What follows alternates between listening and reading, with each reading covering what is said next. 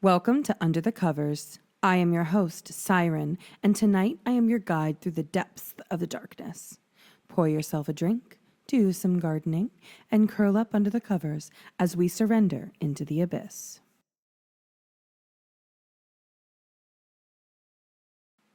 I work at a convenience store.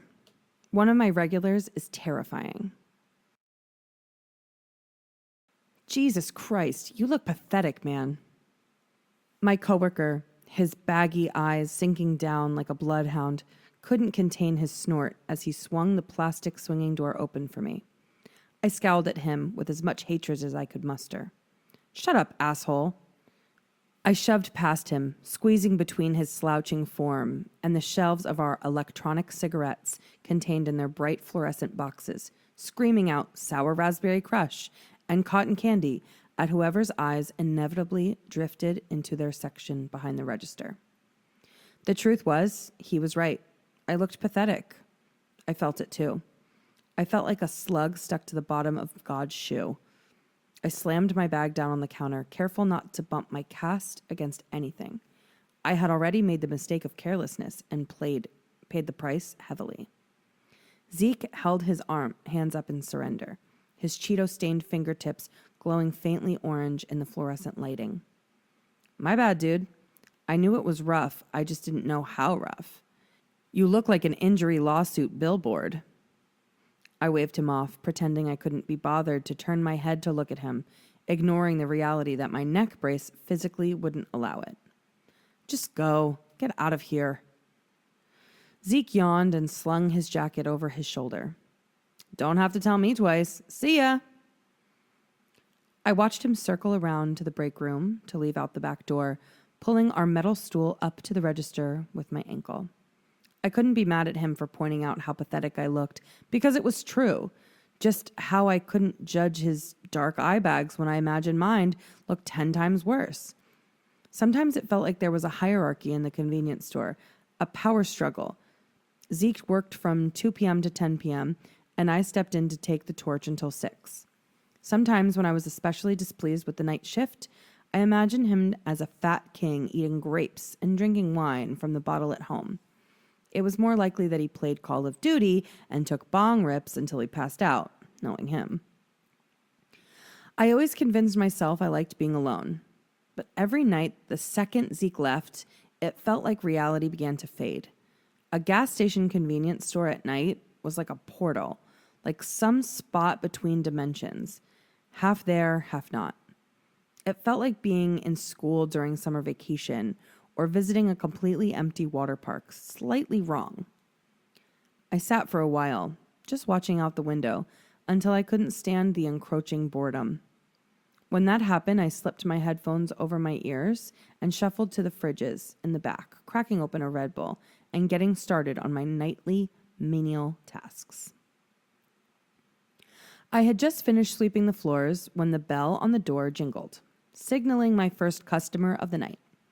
I shrugged my headphones to rest awkwardly around my neck brace, calling out a greeting. It turned out to be a very tired-looking woman who swayed in place and smiled sleepily at me when I joined her at the counter. "Hey," she said, "can you put $30 on 4? "Sure thing." She handed me a 20 and 2 5s. I could feel her looking me up and down, but I ignored it as I rang her up. "What happened to you, if you don't mind me asking?" she said finally, as if she had mustered up the courage.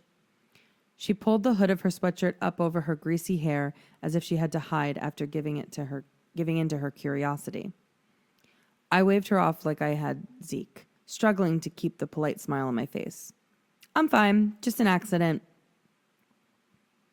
Once the woman left and I had watched her dinky Chevy Cruze peel off down the road, I pushed my headphones back up and cranked up the Joy Division playing on my phone. I didn't feel like finishing the sweeping. I checked the time, 12:05, and sighed loudly. I wondered if I could get away with sneaking to the back to take a quick nap, but I knew my boss would check the security cameras, and then she would have my ass. I unwrapped a chocolate bar from next to the register, making a mental note of how much I owed the till so far. I gave a knowing look to the camera in the corner, pointing to the candy like, I know, I'll pay for it. I popped the entire second half into my mouth, feeling it melt on my tongue, and crumpled the wrapper in half moon around my index finger. I stared at it for a while, feeling strangely guilty.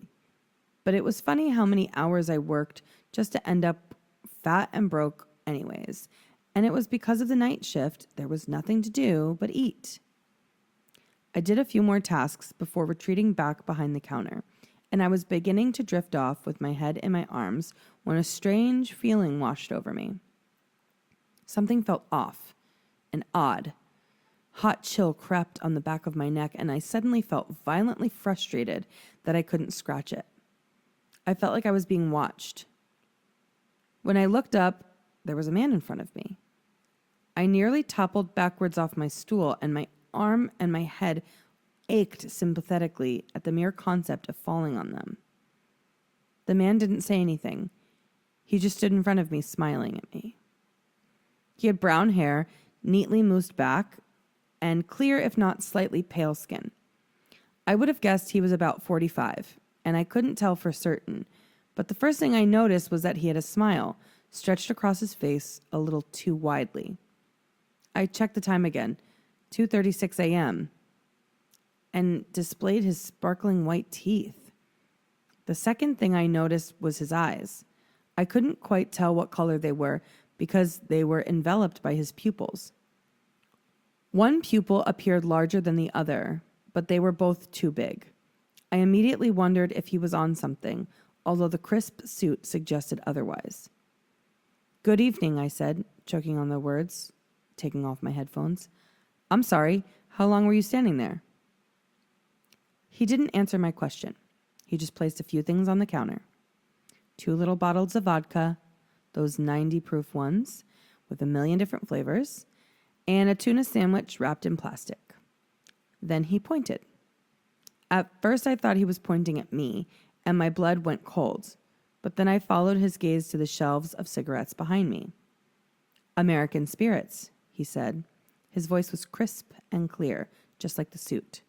"Please." I swallowed. Something about him deeply unnerved me. He had the demeanor and the gait of a plastic surgeon, someone a little out of touch with reality, someone with a little too much work done. Why was he at a gas station in the middle of nowhere this early in the morning? In such a nice suit. I swore I had been gazing sleepily out the windows at the empty parking lot moments before. Why hadn't I seen him get here? "Good choice," I mumbled, glancing at him nervously, and I reached for the cigarettes behind me. I didn't want to turn my back to him for some reason. "Those are my favorites." He nodded, his smile growing a tiny bit bigger. I rung him up as quickly as I could. $24, please." He dug in his pocket and then handed over the money in cash.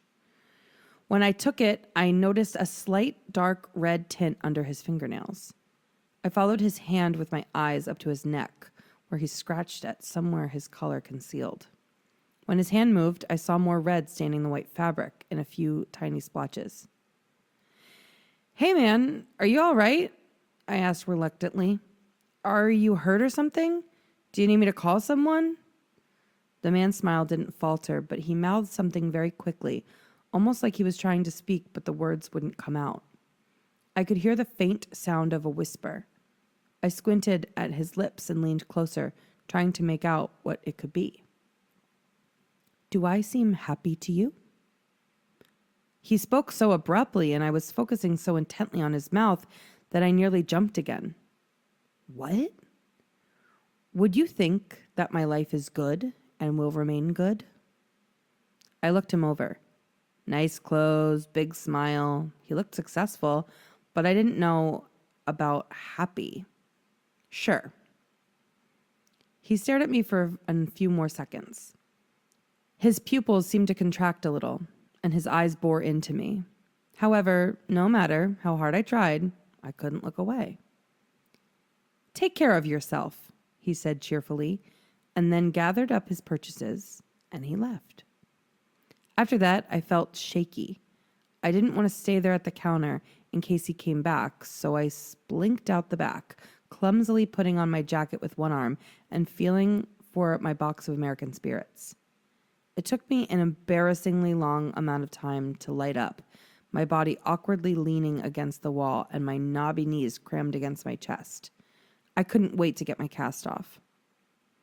As I smoked and tried to calm down, I found myself staring straight ahead into the dark woods that surrounded the gas station. The trees towered over me, completely still except for the slight sway caused by the chilling breeze that hummed through the air. In those trees, I could make out a strange shape, and one that moved a little differently from the other foliage. It moved almost like a person.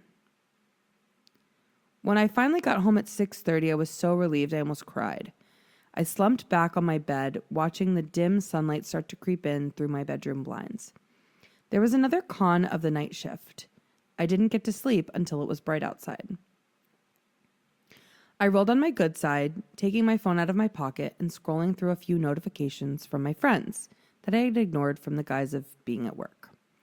I knew it didn't fool them. Being at work has never stopped me from texting them back before, but they couldn't say anything about it. I just wasn't ready yet. Hey, sorry, home now. Going to bed. Good night. I tossed my phone on the pile of dirty laundry after I hit send, and I gingerly laid my head on top of the pillow. I thought I wasn't even tired. I would just close my eyes for a second, but when I opened them, it was already golden hour, and my stomach was grumbling.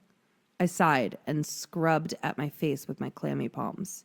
It was so depressing to sleep all day sometimes. I clumsily shoved an off-brand frozen pizza into the toaster oven with my non-broken hand, ate it in a few bites, and badly burned my mouth. Took a shower, sat down at my computer for what felt like a second. Before I knew it, it was time for work again. The drive to work always felt sort of eerie to me. By the time I'd gotten to my car, it had begun to rain, and my puny old windshield wipers struggled to keep up with the heavy downpour.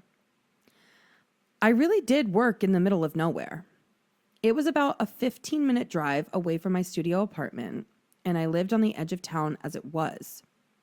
The road was gravelly and crowded by trees, so crowded I always began to feel claustrophobic for a while right before it opened up into the grove where the gas station waited. If you kept driving, it would be another hour until you reached anything substantial, anything besides other gas stations or dilapidated sheds. It made me think of the man from the night before. Where had he been going? I pulled in next to Zeke's car and I ran inside with my good arm sheltering my hair the entire way. Hey, I called out as I shoved open the swinging door. The bell jingled cheerfully to greet me. Man, it's really coming down. Zeke wasn't behind the counter. There was no response for a moment and I began to feel uneasy, but then he called out from the back room and I sighed in relief. I know. He came out carrying a cardboard box in his arms. It's bullshit. I hate the rain. I squeezed the rain out of my hair carefully and was suddenly infuriatingly aware of the mind-numbing itchiness of the water trapped between my skin and my neck brace. Hey, I slipped in behind the counter and set the box down next to me.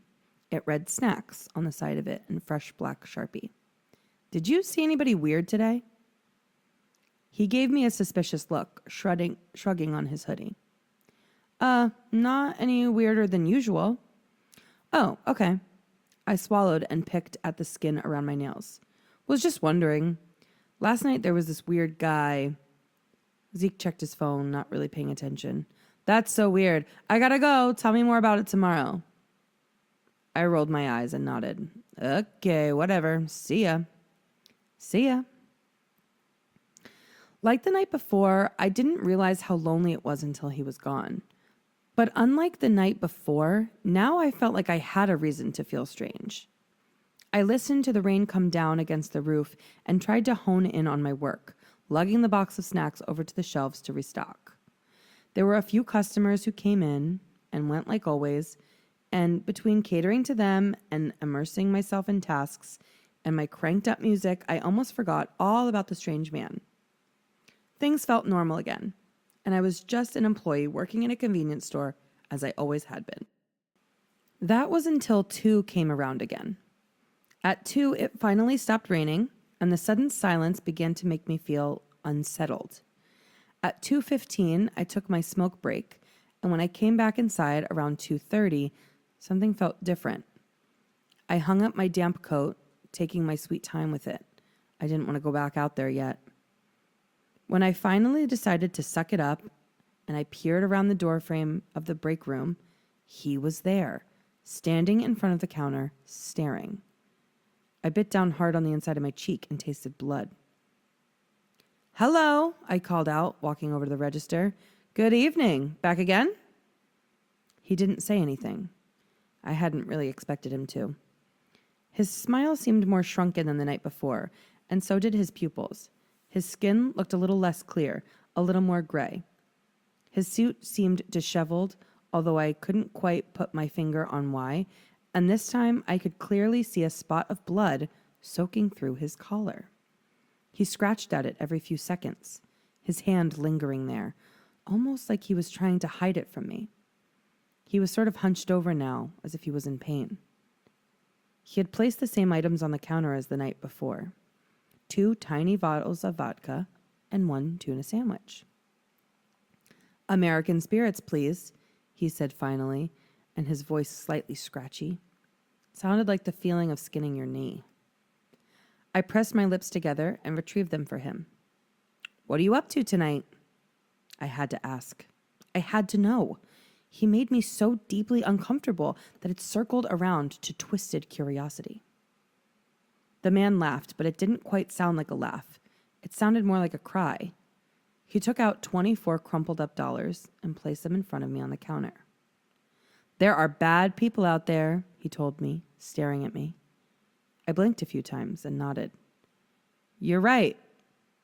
My voice broke a little. I couldn't help it. He gave me the creeps. The man seemed to like this answer. He took what he'd bought and smiled at me widely again. It looked almost painful to smile that wide. "Take care of yourself." It took me a moment to process that he was leaving. When I finally did, I rushed around the corner and to the door, wanting to see where he went, what he drove, something. I saw nothing, no trace. I cursed under my breath and sprinted quickly as I could to the back room. I crouched in front of the big boxy work computer, trying to type my password and signing into the security live cam. Rapidly, I flipped through them, searching for any that would have had them on him. When I finally found one, I had to go back because I'd almost missed it. The man wasn't getting into the car or even showing any signs of having one at all. He was walking straight back into the forest, his gait still strangely stiff and plastic. As soon as I saw him disappear between the trees, I turned off the computer and stared at my reflection in the black screen, unaware of what to think at all. "I'll work double hours," I mumbled, my face growing hot from my very apparent desperation. I hated to beg, or to ask for anything at all, really, but I felt that it was necessary. I was on my last straw. Jody signed a piece of paper aggressively, as if she was trying to rip through it from the tip of her pen, and then brought the back end to her lips. Her unwashed hair, frizzy from application upon application of black dye, was tied back in a ponytail, which made her look like she'd gotten work done. Maybe that was the intention. "Noah," she said in her long breath, like my name was just the byproduct of an exasperated sigh. She rubbed at her temples. "You know, I would love to help you, honey, but this is what you signed up for. Besides, I can't afford to pay you overtime." I just didn't want to spend another night waiting, wondering if that terrifying man was going to show up. My anxiety would kill me. I couldn't rest when I was at home, either. His smile appeared in my dreams. It haunted me. Still, I hadn't expected her to say yes. She never did. I had taken this job because I desperately needed it, not for convenience. And she knew it. She knew she had all the control. My boss stood surveying the break room as if it was simply an act of habit. "I'm sorry that I can't change your schedule, Noah." She smiled sympathetically in a way that was both saccharine and stiff. "Maybe ask me again in the future." And can you make sure to mop during your shifts? It looks a little grimy in here. I didn't tell her about the man. I didn't see the point. She would just give me the same fake, sad smile and pat my shoulder. She would just tell me I was a little too old to believe in ghosts, and I couldn't possibly argue with that. I knew what time he would come. 2:36 a.m. Exactly. It was always 2:36. At 1, I realized I hadn't seen any other customers since the day before. It wasn't like we bustled in the early hours of the morning, but there were always some. Some drinks, some stoners, some late-night road trippers, some homeless people. I couldn't remember the last time I saw 0 customers during a shift. At 2, my arms began to prickle with goosebumps. I tried not to stare out the window, not sure I wanted to see him coming at this point, but my curiosity got the better of me. At 2:30, I saw someone emerge from the trees. It was a man-shaped, but hunched over, as if he had a particularly bad case of scoliosis, as if his very spine had been bent like a green twig over someone's knee. I knew it was him immediately. I watched him shuffle across the parking lot, one hand gripping my phone in my pocket so tightly with my good hand that I knew my knuckles had to be a splotchy mess of white and red, and I knew they would ache when I finally let go. After what felt like years, the door finally swung open. The bell sounded slightly wrong, like it was just barely off pitch when it jingled. The man moved slowly, whether out of struggle or to torture me, I couldn't tell. His breath came out hitched and raspy, and in his hands he clutched a wad of cash as well as a slip of paper. I stared at it, but I couldn't figure out what it was. "Why are you here?" I asked against my better judgment, as he collected the things as he always got. 2 bottles of vodka and a tuna sandwich from the fridge. The man didn't answer, but I watched him begin to unfurl, clutching his purchases in his gnarled hands. He smiled at me as he walked towards the counter, his spine cracking and popping loudly as he stood up straighter. It was disgusting, gruesome. When he stood up, I could see that his suit hardly looked like a suit anymore. It was very nearly worn to shreds, blood soaking through the white shirt in several places. I was frozen. I felt like I couldn't physically move, even if I was mentally able to tell my body what to do. I just stared at him as he slid his items towards me. "American spirits, please." I was finally able to walk back away, reaching behind me blindly for the pack of cigarettes. I didn't know what to do. I just wanted him to leave. His eyes bore into me, his pupils now as small as pinpricks and shuddering widely like flies swimming across the whites of his eyes. "Really stocking up on these, huh?" I asked, my voice coming out weak. I didn't know what else to say. "Yes," he rasped, his smile revealing his bright red gums and long yellow teeth. "But I'll never smoke 'em. I can't." He handed me the money. I took it, my hand shaking uncontrollably. The man then slowly held out the other pieces of paper, turning it over so I could see it. The fluorescent lights buzzed loudly in my ears, making it impossible to think. It was a photograph of 2 children with brown hair gripping each other under a tree, a girl and a boy. Both were maybe around 6 or 7. Their faces were frozen in a laugh, the kind of laugh that only children can do, with their eyes scrunched up and with their mouths open wide to the sky. I looked back at the man, unsure of why he was showing me this. He was still staring at me. "Did they look happy?" I swallowed. My mouth was suddenly incredibly dry. I felt like I might suffocate. "Yeah," I muttered. All I could get out was a mutter. They do." The man's smile faded, just a little bit, just for a second. But I caught it. I could do nothing but catch it. His mouth sometimes very quickly, but this time I caught that too. They could have been. I felt like I might throw up. I just watched in horror, unable to do anything as he reached out and took my working hand. His dirty, blood-stained palm brushed against mine. I watched as he slowly bent every finger but my index. He stared into my face as he wrapped the photograph of the 2 children around my finger in a half moon. "I know why you don't recognize me," he said. I couldn't look up at him, but I couldn't look away from my hand.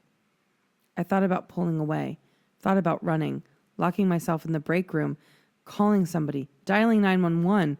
What would the police even help with in this situation? What could they do? A foreboding sense of hopelessness washed over my entire body. I should call someone.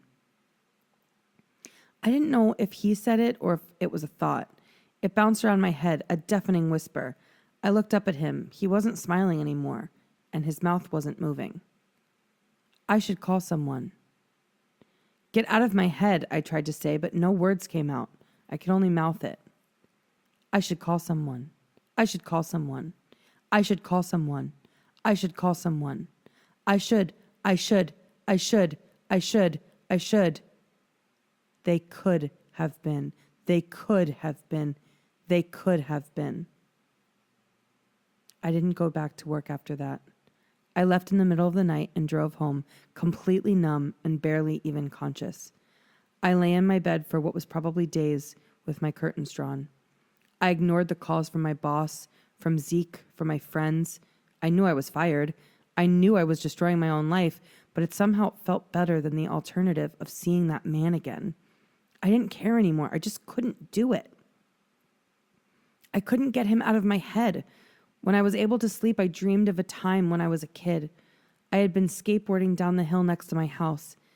It was that sweet spot period when I hadn't injured myself yet, and enough to be scared at least. So careening down an asphalt death slope only had my heart racing with excitement. But it was about to change. At the last second, a neighbor's dog, a little terrier, ran out in front of me. I could remember it so vividly. It wasn't nearly enough time to stop or get out of the way, and I collided with the little creature at an extremely high speed. I remember skidding across the pavement, my knees and the palms of my hands torn to shreds. I knew the dog hadn't survived immediately. I could just feel it. I was so sad for the dog, but I was so angry because I was hurt, and I was scared of facing the consequences for coming clean. So I didn't tell anyone, ever.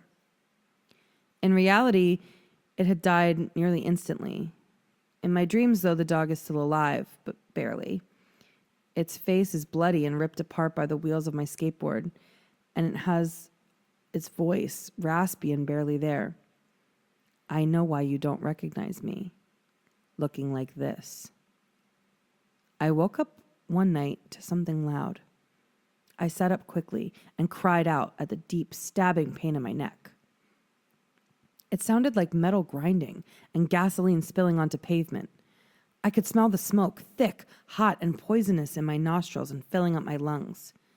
And then, faintly in the distance, I swear I could hear a voice. I knew exactly who it was. I left my room as if I was still dreaming. It wasn't that I wanted to, I just knew there was no real choice. There was no avoiding what waited for me. It felt weird to open the door after so long, like opening a portal to a forgotten world. And as soon as I did, I saw him. There was no metal, no gasoline, just the man. He lay in front of my door, his body horrifically twisted and crumpled into a empty half-moon shape like the wrapper of my chocolate bar. He wasn't wearing his suit. He wasn't smiling. He was wearing what looked like it used to be pajamas, but now could barely even do their job of concealing flesh. At where his shoulder met his throat, a yellowish white bone protruded out of it, gushing blood onto my doorstep. His face was unrecognizable from how it had looked in the convenience store. I know why you don't recognize me. He looked up at me, but only with his eyes. The rest of his body was still, except for an occasional twitch. His lips parted and he began to try and speak.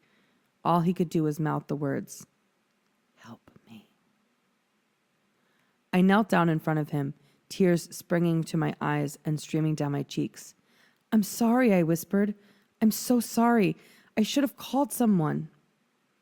I got up and I walked to my car. I drove all the way to where it happened, to that claustrophobic part of the road, in silence, my hands shaking against the steering wheel. Now I'm sitting here, next to the tree that man's car had wrapped around. It's bent and cracked down the middle, and there's a hint of spinning tires and dried blood still on the pavement. But other than that, there's no evidence of what happened here a couple weeks ago. I'm going to call the police. I'm going to tell them everything. I'll tell them about the night it happened, how my friends had been messaging me all day, begging me to skip work and meet them at the bar, and how I had felt so isolated recently working the night shift. I'll tell them how I offered Zeke $100 to cover my shift, and he agreed because he didn't have anything better to do, and how I'd been drinking at work the next day, not wanting to front the cost of buying watered-down drinks at the bar. I'll tell the police how I left before Zeke even got there because I knew he'd be able to tell I was tipsy. Right at 2:36 a.m. How I picked out 2 little bottles of flavored vodka to sneak in and a tuna sandwich to hopefully soak up some of the alcohol before my drive, which I didn't actually plan on eating. I just wanted to feel morally just. The fresh pack of American spirits I shoved in my back pocket before tucking $24 into the till. I'll tell them about how I knew I wasn't driving great and how I was going too fast and I didn't slow down. I'll tell them about seeing the car coming in the opposite lane, the headlights making me squint, right to the most narrow part of the road, and how I swerved into their lane. I'll tell the police about swerving back out of his lane at the last second and slamming onto the brakes, nicking a tree, the airbags deploying, the cracking sound, and the deep, excruciating pain in my neck and right arm. I'll tell them about getting out of my car and witnessing what I had caused, and how I immediately threw up on the side of the road. His car had been completely crushed around the tree after he'd spun out of control to avoid hitting me, crumpled into a half-moon shape. I could hear him breathing, a horrible, raspy sound. I crept over to the driver's door, and there he was, all blood and bone and glazed over eyes. I should call someone, I thought, but fear had swallowed me whole. My life would be destroyed. I was a drunk driver. I had ended someone's life. It was my fault. I didn't know if he had kids, if he was married or alone. Maybe he was a bad person. I tried to tell myself that, and I had done the world a favor. Why was he out so late anyways? But no matter. What I told myself, I knew what this was. I was a murderer, and I couldn't face that. I'll tell the police how I watched him die. I waited until he took his last breath, my fingers wrapped tightly around my phone in my pocket. And then I drove away. I'm about to report myself. I just wanted to put this out there so someone could hear the story and maybe think harder about their decisions. Everyone wants to say they know exactly what they'd do in a bad situation, how they'd handle it. But I know firsthand that isn't true. Everyone is a coward. I hope when I'm locked away, he's at peace. I hope his children live long, happy lives. I'm sorry.